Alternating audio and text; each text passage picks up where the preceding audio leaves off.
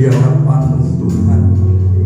Oleh karena rencana-Mu yang begitu indah atas hidup kami, atas umat-umat pilihan ini Tuhan, dimanapun Tuhan para umat-Mu beribadah, dimanapun Tuhan para hamba-hamba-Mu, para gembala sidang, para penatua melayani umat-Mu, kiranya Tuhan sertai kami Tuhan, lindungi kami dengan malaikat badai api-Mu bala tentara surga Tuhan, supaya kebenaran firman-Mu yang disampaikan mulus sesuai kehendak dan rencana-Mu yang datang dari tempat maha tinggi. Oleh sebab itu Tuhan, setiap hamba-Mu yang pada pagi hari ini bersama-sama dengan kami untuk menyampaikan kebenaran firman, kiranya Tuhan pinjami kekuatan Allah di tempat maha tinggi, pinjami hikmat marifat dari tempat maha tinggi Tuhan,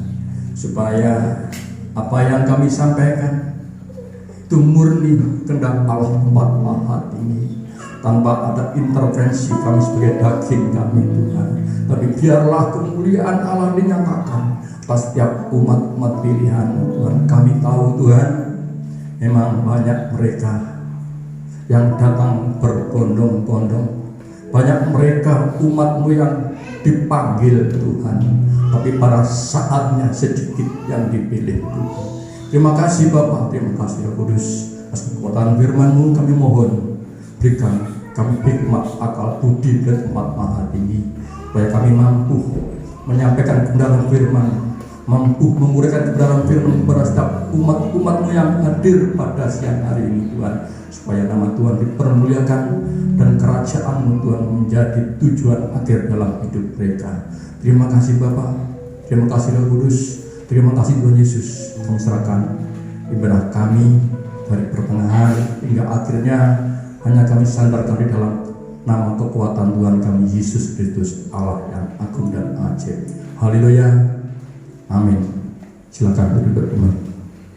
Bapak Ibu yang dikasihi Tuhan Yesus Kristus, pertama-tama kami menyampaikan selamat pagi, selamat bertemu kembali di dalam kasih Tuhan kita Yesus Kristus. Terkait dengan ibadah atau peribadatan, ya, kita menyadari atau tidak, ya, bahwa semua orang hidup mempunyai tujuan akhir. Tentunya tujuan masing-masing itu berbeda, ya.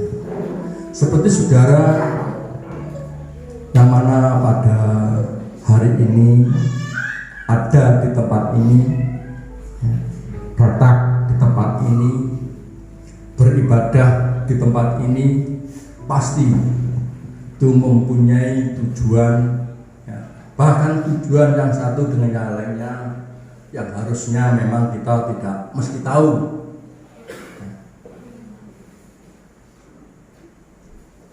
Walaupun demikian, ya, kita harus sadar bahwa hidup di bumi ini bukan akhir dari segalanya.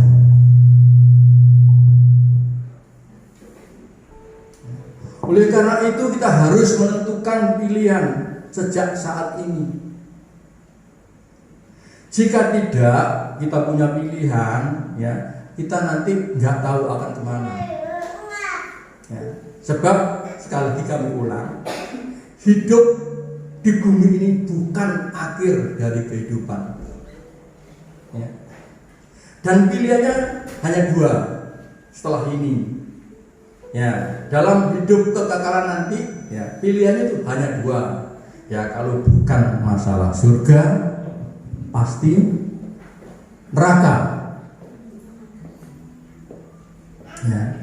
Dan semua orang pasti kalau ditanya memilih ke surga, pasti semua orang, ya, nggak perlu kita pungkiri. Semua orang kalau dipilih, kamu datang ibadah, nantinya apa? Pilihannya apa? Yang banyak, ya, yang normal, ya, yang normal dia pasti memilih surga, ya. Oleh sebab itu mereka yang paham soal kehidupan, ya, di balik kematian pasti suka beribadah atau datang kepada Tuhan daripada ke tempat lain, ke tempat hiburan yang lain. Dia pasti memilih beribadah. Dia pasti memilih datang kepada Tuhan. Karena dia ngerti, dia paham. Saudara jangan kira ya, untuk bisa masuk kerajaan surga ya, mungkin karena saudara sudah berbuat baik. Ya. Itu perbuatan baik yang kita lakukan itu tidak cukup. Ya. Perbuatan baik tidak menjamin. Ya, ini garis bawahi ya. Perbuatan baik seseorang tidak menjamin untuk mereka bisa masuk surga. Nah, ini agak mungkin saudara bingung ya dengan kalimat ini ya. Sebab, ya kita teruskan dulu ya. Kalau sekedar berbuat baik bisa membawa mereka masuk surga, apalebihnya dengan orang-orang lain yang tidak memiliki firman kebenaran. Mereka yang di luar kita, mereka yang tidak tahu firman kebenaran seperti apa, bahwa kebenaran firman kebenaran itu adalah jalan menuju kekekalan hidup. Ya. Mungkin ya, mereka lebih banyak berbuat baik ya saudara daripada kelompok kita ya. Perbuatan baik mereka lebih banyak memanfaatkan waktunya ya. Karena dia berbuat baik menurut emit dia, menurut mindset dia, bisa membawa dia masuk kerajaan surga atau hidup kekekalan. Sehingga ya, untuk berbuat baik mereka banyak memanfaatkan waktu untuk datang kepada Allahnya. Setiap jam ditentukan jamnya, ditentukan waktunya ya. Mereka meninggalkan aktivitas untuk apa? Untuk memberi pujian, syukur, penyembahan kepada Allah mereka. Kenapa? Jikalau kita ya, yang sudah ditunjukkan di dalam firman kebenaran atau kebenaran firman yang hanya disyaratkan ya, pada hari Sabat saja untuk kita menyembah Tuhan, kok tidak bisa? Mereka yang tidak tahu pasti ya, setelah kematian akan kemana, mereka berjuang ya, dengan gigih siang malam, berjuang mendalami kitabnya mereka, mendalami pengajarannya mereka, bahkan menghafalkan kitabnya mereka. Ingin apa? Ingin mendapatkan jalan hidup setelah kematian. Dengan gigihnya mereka ingin mendapatkan, walaupun akhirnya sia-sia. Karena apa? Yang mereka lakukan adalah perintah manusia. Sia-sia kalau kita melakukan perintah manusia. Kenapa saya katakan sia-sia? Sebab jalan kebenaran dan hidup itu adanya hanya di dalam Yesus. Ya. Dan sementara mereka hidup di luar Yesus, dia gigih, dia berjuang, menyempatkan waktunya. Satu hari mungkin 10 kali, 5 kali, jamnya sudah ditentukan. Dia gigih, tujuannya untuk bahasanya bisa masuk surga, tapi dia di luar Yesus. Ini yang saya katakan sia-sia.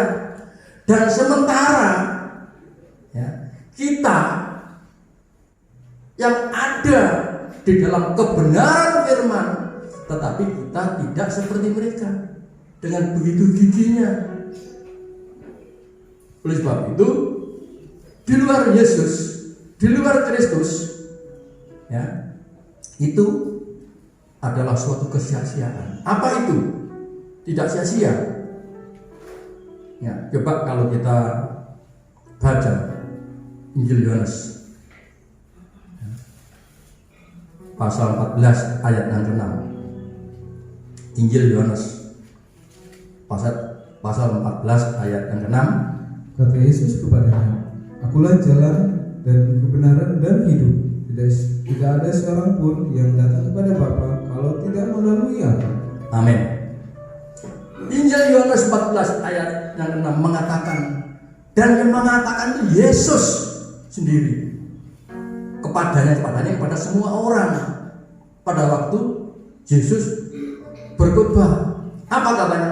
Akulah jalan dan kebenaran dan hidup. Tidak ada seorang pun yang datang kepada Bapa kalau tidak melalui Yesus. Kata Yesus, melalui Aku. Kenapa sia-sia? Karena jalan yang mereka tempuh bukan jalannya untuk bisa menuju Bapa, bisa menuju surga. Karena Bapa posisinya sekarang adalah di surga. Rumah Bapa ada di surga. Oleh sebab itu, kita harus berjuang keras seperti mereka, ya, yang di luar kita. Apalagi jalan kepada Bapa atau kerajaan surga itu sudah di depan kita, ada di antara kita. Apalagi sekarang yang kita cari,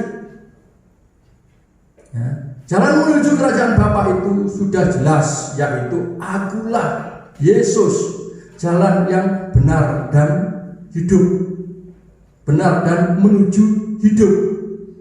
Biar yang lain berkata, di sini tidak ada Roh Kudus. Roh Kudus adanya di sana. Mungkin Roh Kudus adanya di Amerika, di Singapura, di manusia. Ya saja, itu kan kata mereka. Ya, tapi kalau kita mengerti kebenaran firman, ya, kita nggak perlu panik, nggak perlu goyah. Biar mereka mengatakan Roh Kudus tidak ada di situ, adanya di tempat mereka, ya. Sebab mereka yang berkata dan yang percaya tidak mengerti kebenaran firman yang benar. Ini menurut prediksi di dalam Yohanes 14. Dalam hal seperti itu nanti akan terjadi, bahkan sekarang pun sudah terjadi.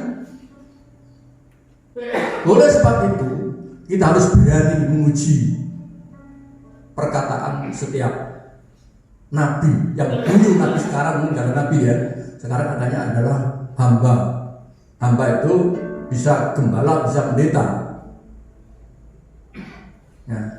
Pada akhir zaman, nabi yang diartikan adalah seorang gembala dan seorang pendeta.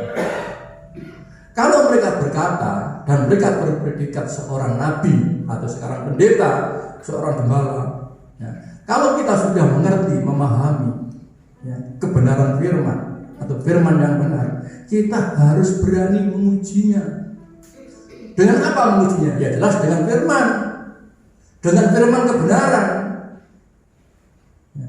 Jangan sampai kita disesatkan dengan perkataan nabi-nabi palsu.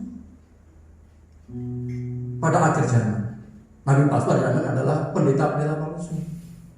Kitabnya sama, Alkitabnya sama, tetapi ada penyesakan.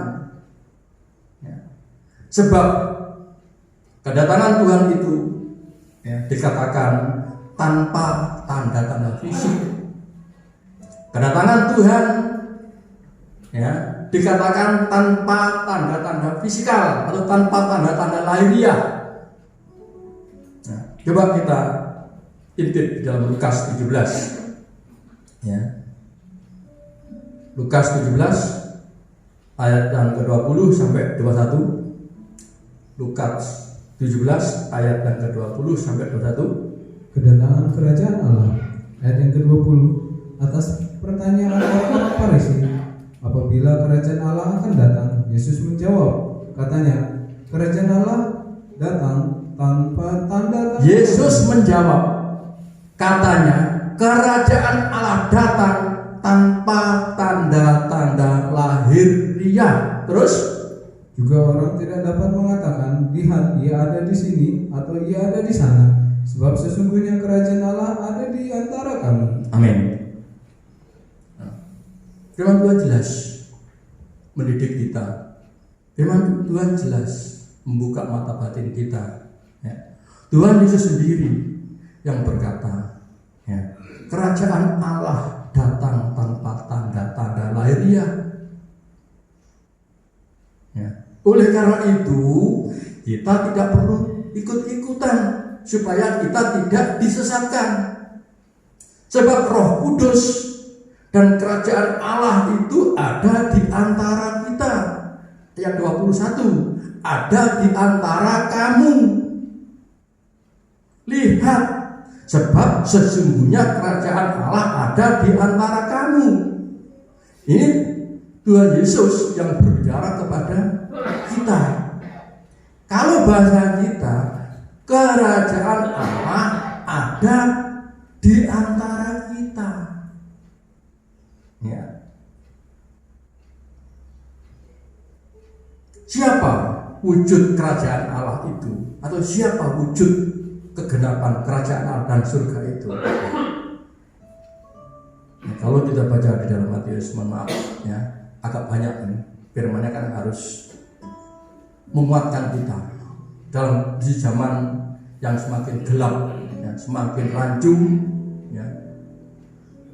Harus kita ungkap bagaimana Tuhan Yesus mengungkap untuk umat-umat pilihannya, untuk umat-umat yang ditebusnya, untuk umat-umat miliknya Tuhan. Jadi pada pagi hari ini kami akan mengungkap dengan singkat, ya. Tapi saya usahakan untuk padat dan jelas supaya kita tidak disesat.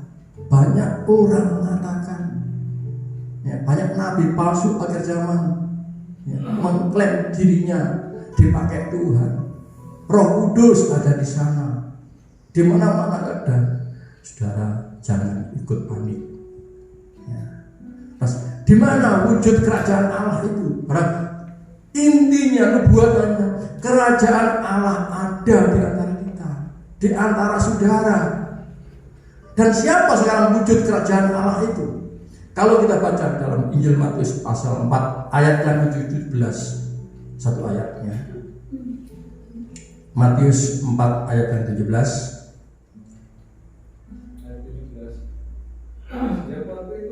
Yesus memberitakan, bertobatlah sebab kerajaan Allah sudah dekat. Ya. Injil Matius pasal 4 ayat 17 mengatakan, sejak waktu itulah Yesus memberitakan, bertobatlah sebab kerajaan Allah sudah dekat. Nah, siapa yang sudah dekat? Ya. Artinya, kalau tadi ayat di atas yang sebelumnya, kerajaan Allah ada di antara kita. Ya. Ditekankan di Matius 4 ayat 17, kerajaan Allah sudah dekat. Untuk kita bisa mencapai kerajaan Allah atau menerima kerajaan Allah, perintahnya Yesus selagi jadi manusia, bertobatlah. Sekarang permasalahannya, siapa yang sudah dekat dengan kita sekarang? Nah, ini yang menjadi perenungan kita masing-masing. Kalau sudah dekat kerajaan Allah dan kerajaan Allah ada di antara kita, siapa yang sudah dekat itu? Siapa kerajaan Allah itu? Yang jelas, saat ini di mana saudara duduk, di mana saudara membuka, ya itu adalah firman. Yang sudah dekat sekarang ini kan firman. Sebab apa? Sebab kita sedang belajar firman. Ya. Dan siapa firman itu? Ya. Dan siapa firman itu? Nah, kita baca ayat yang tidak asing bagi kita. Ini satu yang maksud kamu Injil Yohanes 1 pasal 1 ayat 1. Satu ayat. Yohanes 1 ayat 1. Siapa yang katakan firman? Siapa firman dan siapa surga itu? tertera di dalam Yohanes 1 ayat 1. Silakan. Firman yang telah menjadi manusia. Ayat yang pertama, pada mulanya adalah firman, firman itu bersama-sama dengan Allah, dan firman itu adalah Allah. Amin. Injil Yohanes yang pertama, ayat yang pertama mengatakan pada mulanya adalah firman. Firman itu bersama-sama dengan Allah, dan firman itu sendiri adalah Allah. Jadi berdasarkan Lukas pasal 17 tadi ayat yang ke-20, ya, Matius pasal 4 ayat yang ke-17, dan Injil Yohanes pasal 1 ayat 1, saudara tidak perlu panik di mana Roh Kudus itu berada. Sebab pribadi Roh Kudus itu wujudnya adalah Yesus Kristus. Yesus Kristus adalah firman kebenaran, dan firman kebenaran itu adalah Allah sendiri. Injil Yohanes pasal 1 ayat yang pertama mengatakan seperti itu. Ya. Firman bersama-sama dengan Allah, dan firman itu adalah Allah. Sekarang apa kita bingung? Apa saudara bingung jika dikatakan di sini tidak ada Roh Kudus? Masih bingung kan? Tentunya tidak ya, karena firman sudah menjawab. Ya. Apakah mereka yang berkata di sana ada Roh Kudus itu ngerti siapa sebenarnya pribadi Roh Kudus itu yang sebenarnya, yang asli seperti apa?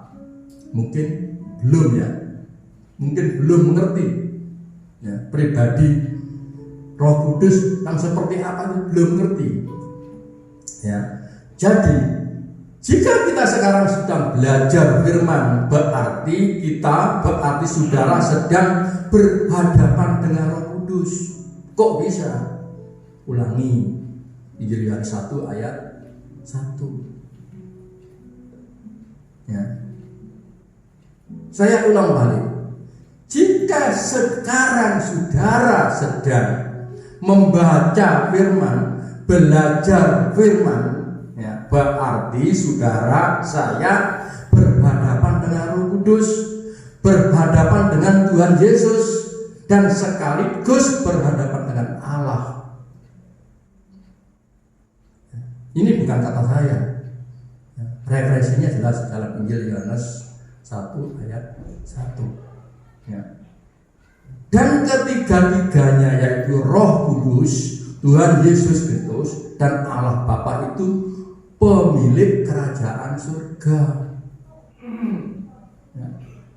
Dengan begitu jelas Roh Kudus tidak ada hanya di suatu tempat saja, karena tentang kedatangannya tanpa tanda-tanda yang lahiriah, sehingga sulit dipahami secara lahiriah, harusnya dipahami secara batiniah.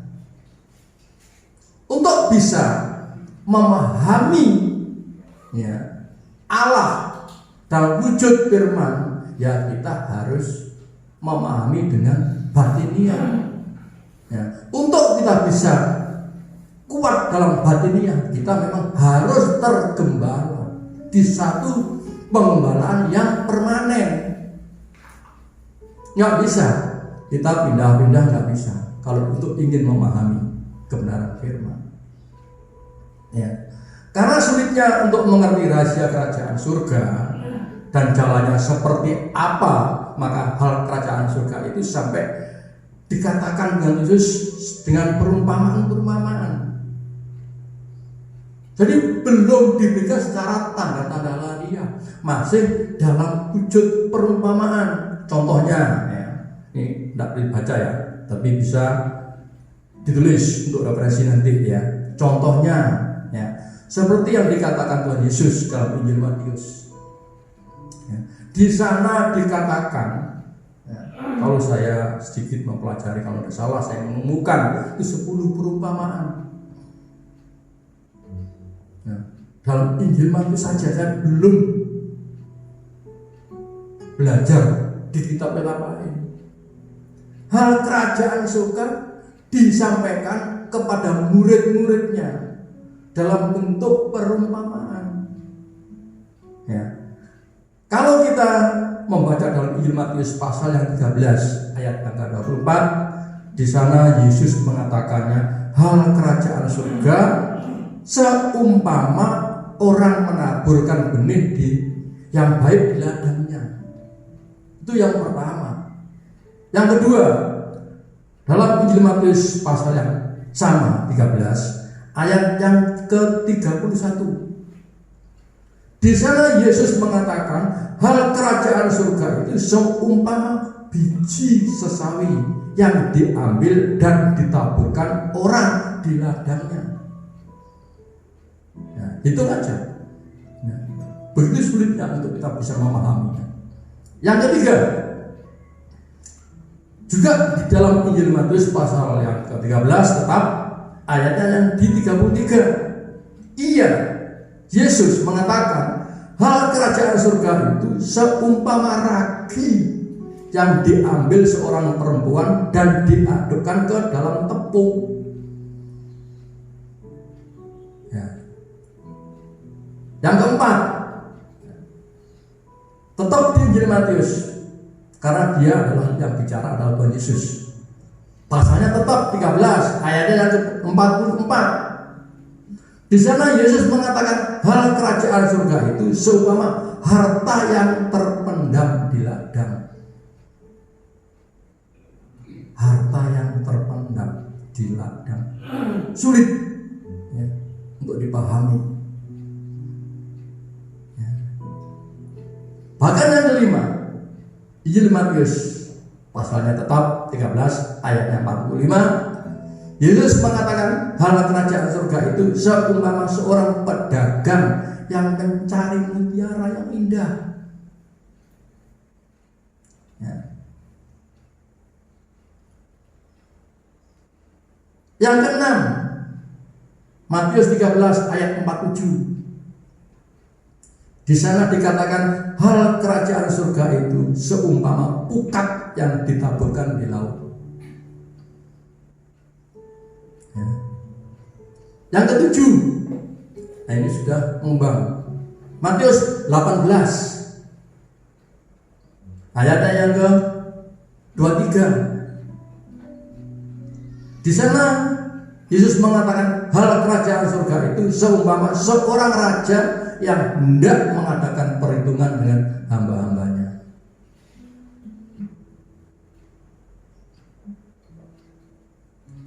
Ya. Yang ke-8, Matius 22 ayat yang kedua.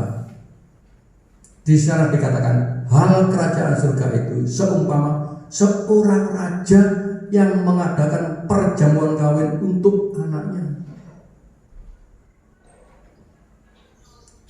Yang ke-9, Matius 25 ayat yang pertama. Di sana Yesus mengatakan hal kerajaan surga itu seumpama 10 gadis yang mengambil pelitanya dan pergi menyongsong mempelai laki-laki.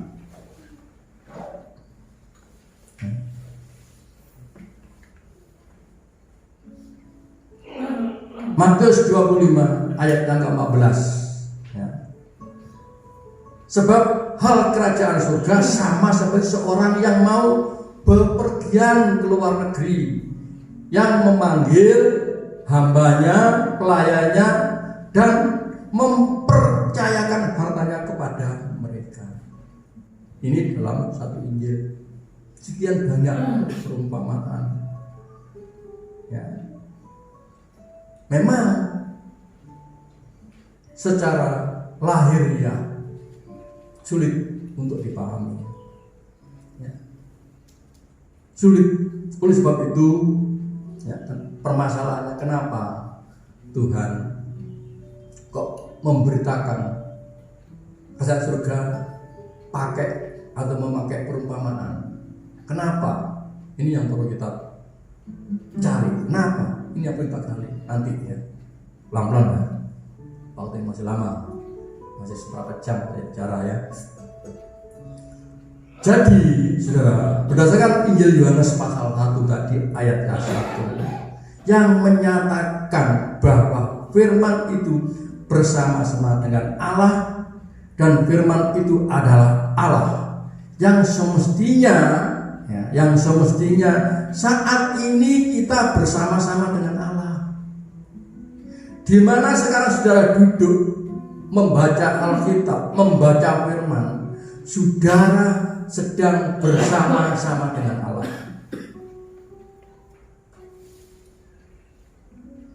Sekarang pertanyaan pribadi kita, masalahnya apakah sekarang kita sedang bersama-sama dengan Allah? Ya. Jikalau pikiran saudara, kembali kita ke masalah batin. Walaupun kita sekarang sedang belajar kebenaran firman, sedang membaca firman, tapi kalau kita melayang, ya, nggak tahu melayang kemana, ya, apakah kita bersama-sama dengan Allah?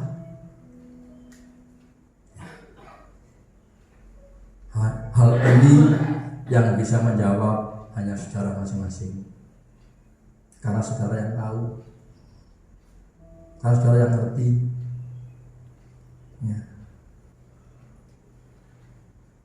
Karena sebagian ada yang tidak bersama Allah, jelas, sebab Allah itu firman, ya. Walaupun firman sedang dibukakan, sedang dibeberkan, ya, masih ada sebagian saudara kita yang tidak bersama-samanya. Oleh sebab itu, hal kerajaan Allah, surga, diberikan dengan perumpamaan. Ya. Kenapa bisa begitu? Ya. Kalau kita membaca Injil Matius pasal yang ke-13,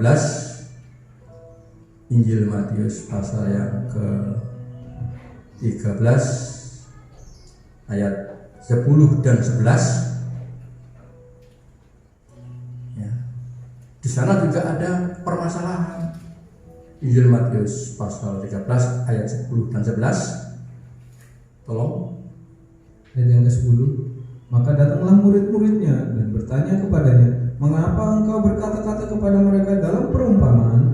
Ayat 11. Jawab Yesus, kepadamu diberikan karunia untuk mengetahui rahasia kerajaan surga, tetapi kepada mereka tidak.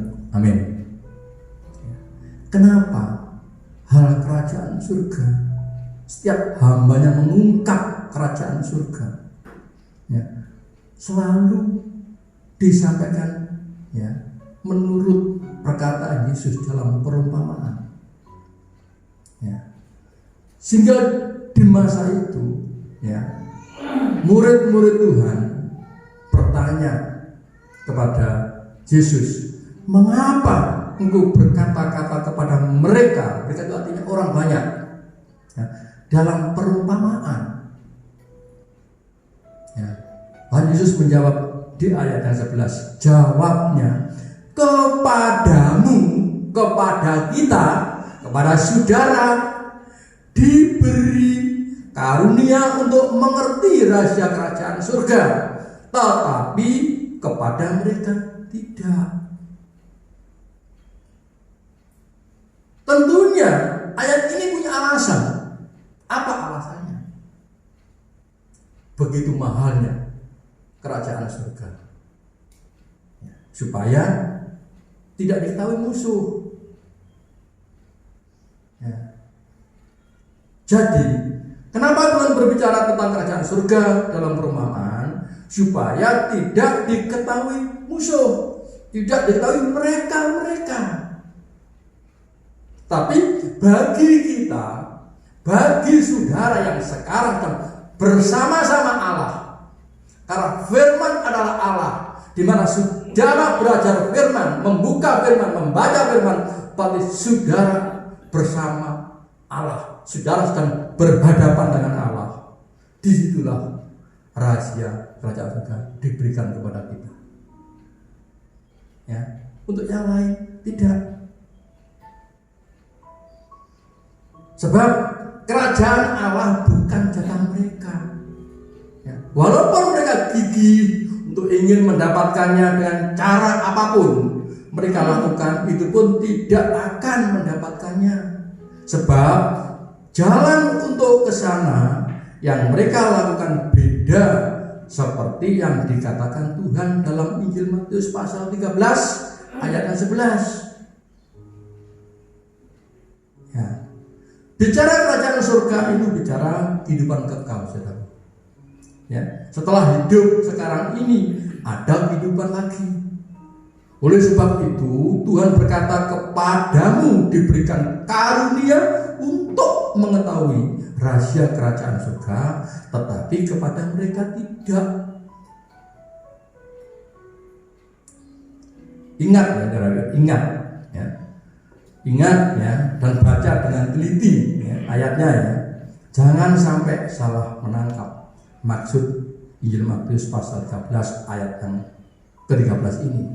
Ingat ya, makanya ingat, baca dengan teliti. Di situ jelas dikatakan, kepadamu diberi karunia untuk mengetahui rahasianya. Diberi karunia untuk mengetahui rahasianya, bukan diberi tempatnya loh ya. Jangan sampai kita tersesat ya. Jangan sampai kita tersesat ya. Jangan sampai terulang peristiwa Adam di Taman Eden 2000 tahun yang lalu, di mana Adam jatuh ya dalam dosa dan putus hubungan dengan Allah karena perkataan yang menyesatkan. Ya, ini Adam. Ya. Kalau saudara baca referensinya ada di dalam Kejadian pasal 2 ayat yang ke-17 ya, dan Kejadian pasal 3 ayat 1 sampai yang ke-5. Ya. Kalau peristiwa di Kejadian 3 ayat yang pertama ini terulang di akhir zaman, di saat kita sekarang ini, maka umat Allah akan menggenapi Matius pasal 7 ayat 21 sampai 23. Apa yang terjadi di sana? Matius pasal 7 ayat 21 dan 23.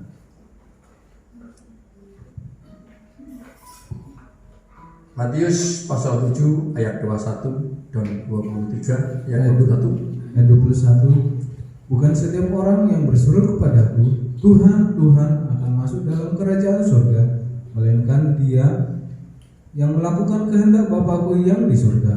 Ayat 22. Pada hari terakhir banyak orang akan berseru kepadaku, Tuhan, Tuhan, bukankah kami bernubuat demi namamu dan mengusir setan demi namamu dan mengadakan banyak mukjizat demi namamu juga?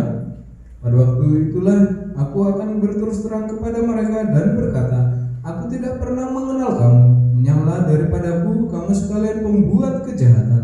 Amin. Ya.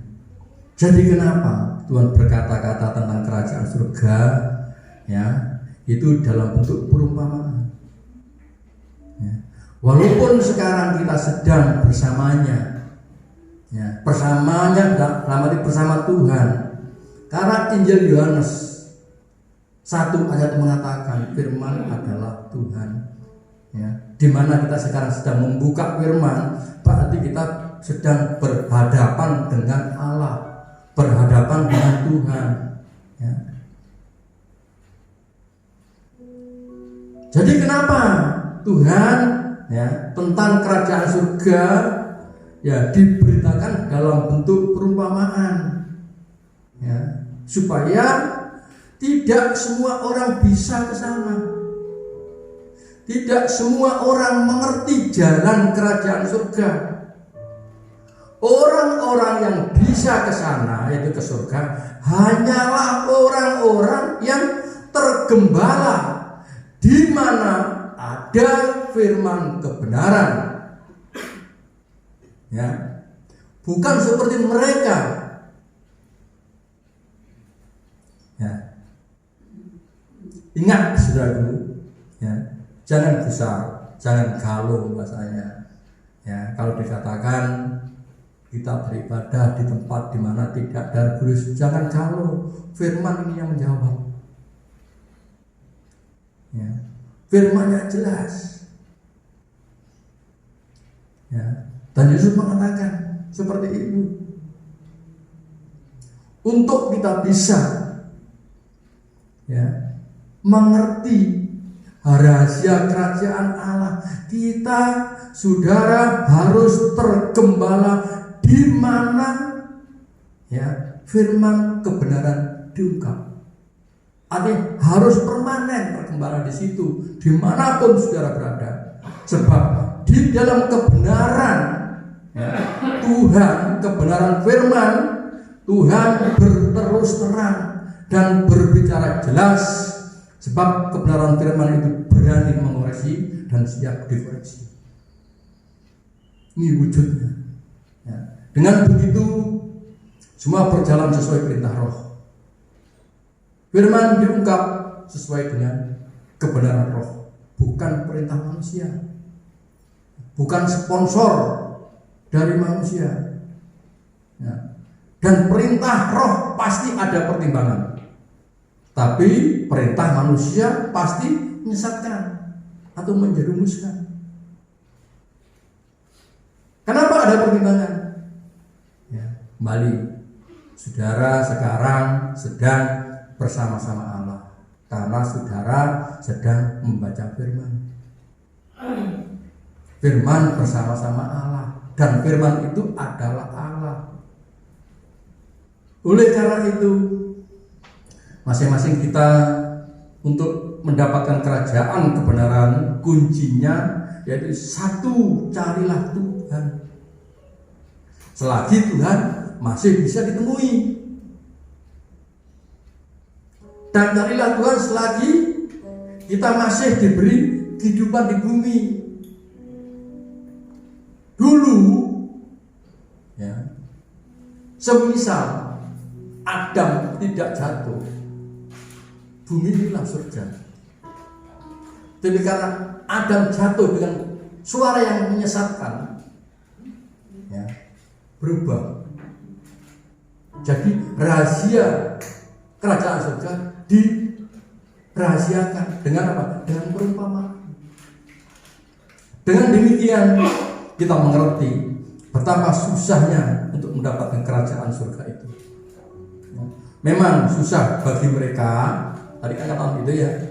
Tetapi bagi kita yang percaya, ya, dan sebagai murid-murid Tuhan tidak perlu takut, sebab sudah diberikan rahasianya. Ya. Dan rahasianya itu adalah di dalam Injil Matius pasal 7 tadi sudah dibaca, ayatnya yang 21. Itu kegenapannya. Bukan setiap orang yang berseru kepadaku, kata Tuhan, Tuhan, Tuhan, akan masuk ke dalam kerajaan surga, melainkan dia yang melakukan kehendak Bapakku yang di surga. Ini yang bicara Tuhan. Firman yang kita perdalam. Allah yang berbicara. Ya. Melakukan kehendak Bapa itu seperti apa? Nah, ini permasalahannya, ya. Lakukan kehendak Bapa itu seperti apa? Ya. Ya. Saudara harus menggali, ya.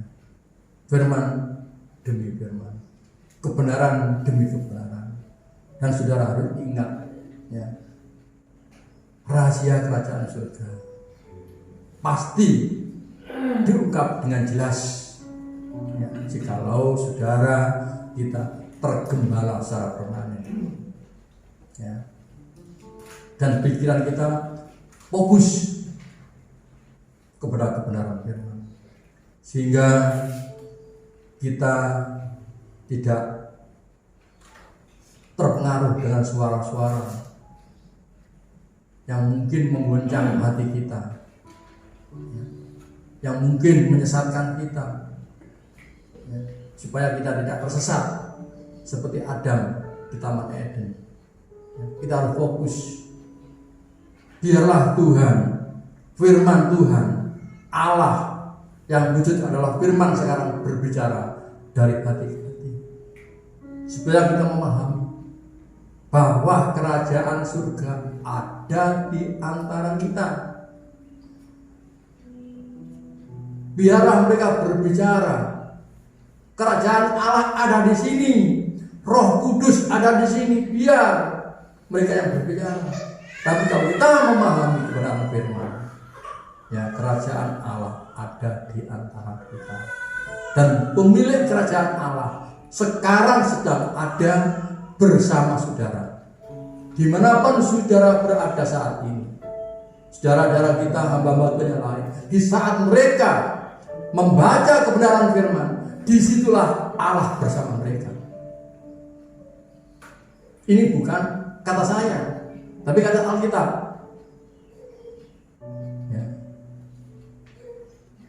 Poinnya tadi sudah dibaca dalam Injil Yohanes 1 ayat 1. Oleh sebab itu, di dalam kita beribadah, di dalam kita membaca firman, kita harus bisa menjaga sikap. Dalam arti sikap itu sikap hati, ya, sikap pikiran kita. Ya. Jikalau kita bisa menerima, menjaga sikap, maka rahasia kerajaan surga diberikan untuk kita, bukan untuk mereka. Mungkin, ya, saudara tidak senang sama oknum manusia, mereka yang diberi tugas, ya, untuk melayani firman. Ya. Kalau saudara manusia batiniahnya, ya, roh Allah ada, saudara tidak memandang itu. Saudara memakan firman bukan karena mulut lahiriah. Kita memakan firman dengan pendengaran, dengan pengertian, sehingga kita sadar di saat kita belajar kebenaran firman, disitulah Allah berbicara dengan kita, karena firman itu adalah Allah. Ya. Sebab banyak di akhir zaman para nabi, ya, mungkin sekarang nggak ada nabi, ya, para pendeta, para gembala, ya, surga ada di tempat mereka masing-masing. Ya. Tapi kalau kita yang sudah belajar kebenaran firman, mendalami kebenaran firman, kita tidak usah gelisah. Memang itu harus terjadi pada akhir zaman, dan sekarang pun sudah terjadi. Permasalahannya bagaimana kita bisa melakukan kehendak Bapa itu. Kan itu permasalahannya yang harus kita gali. Ya. Saya kira permasalahan kehendak Bapa seperti apa? Ya. Saya yakin, ya, saudara saya ajak untuk memahami kebenaran firman pada siang hari ini kan sudah pusing. Ya, sudah pusing. Ya. Mungkin ibadah pada siang hari ini agak berbeda, ya, agak berbeda dengan ibadah mungkin saudara kita di tempat lain, agak berbeda. Nah, karena firman kebenaran itu akan disampaikan kepada umat, kepada para imam-imam yang tergembala secara permanen, dan disitulah akan menerima rahasia kerajaan surga. Ya. Orang yang bisa masuk ke dalam kerajaan surga yaitu mereka yang melakukan kehendak Bapa. Ya, kehendak Bapa seperti apa? Banyak, terang. Kalau kita ungkap banyak. Ya. Tapi supaya saudara tidak pusing, ya, karena banyak ayat-ayat tadi yang menopang, yang memang harus diungkap, ya, supaya kebenaran firman terungkap. supaya firman itu hidup dalam hati kita, harus diungkap. Referensi ayatnya harus diungkap. Saya yakin di antara mereka, ya, bahkan kita sendiri, kita tidak memahami. Ya, di saat kita beribadah, di saat kita membaca firman, saudara paham tidak kalau Allah sedang berbicara dalam kita saat itu? Di saat kita menyembah, di mana di situ ada pembukaan firman, saudara sadar tidak kalau Allah sedang bersama kita? Wujudnya apa? Ya wujudnya firman. Dari firman itulah manusia batin kita, ya, akan menerima apa yang dikehendaki Bapa lewat firman, karena firman itu adalah Allah. Ya, sekali lagi kami tekankan, kami garis bawahi, berhati-hatilah di saat kita lagi belajar firman, membaca firman, ya, berdasarkan Yohanes 1 ayat 1. Di saat itu kita sedang bersama Allah, artinya kita sedang berhadapan dengan Allah. Ya. Oleh sebab itu kita harus bisa menjaga pikiran, menjaga perkataan, dan kita harus bisa meluangkan atau mensempatkan waktu, ya, untuk bersama-sama Allah.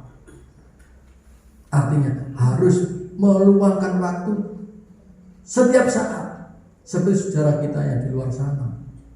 Setiap saat, setiap jam mungkin, ya, dia memuji Allahnya, dan tujuan dia ingin masuk kerajaan kekal yang di surga. Tapi bagi kita yang jelas sudah dikatakan dalam Injil Yohanes 1 ayat 1, Tuhan bersama kita. Tuhan bersama saya. Kapan? Di saat kita belajar firman. Karena Tuhan adalah firman. Dari situlah kita mengerti rencana Tuhan, sehingga kita mampu menjaga perasaan kita, mampu menjaga pikiran kita, mampu menjaga perkataan kita. Yang ada hanya bisa ucapan syukur, ya, dalam mulut kita, ya, karena disitulah kita harus berhati-hati. Di mana kita bisa mensikapi firman, di mana kita bisa mengadopsi firman, karena firman itulah kebenaran untuk membawa hidup kekekalan. Kiranya Tuhan Yesus memberkati. Puji Tuhan.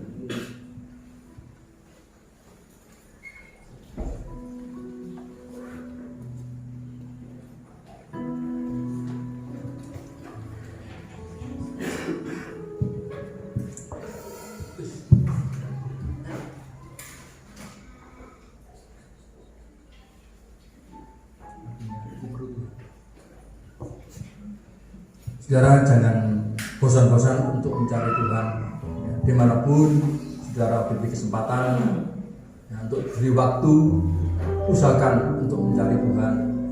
Ya, sebetulnya Tuhan ada di antara kita saat kita membuka kebenaran firman-Nya. Disitulah Tuhan akan berbicara, menggait kita, membawa kita, ya, si kita menerima rahasia apa yang Tuhan janjikan. Sebab itu mari kita pujikan dengan pujian Ku Perlu Tuhan.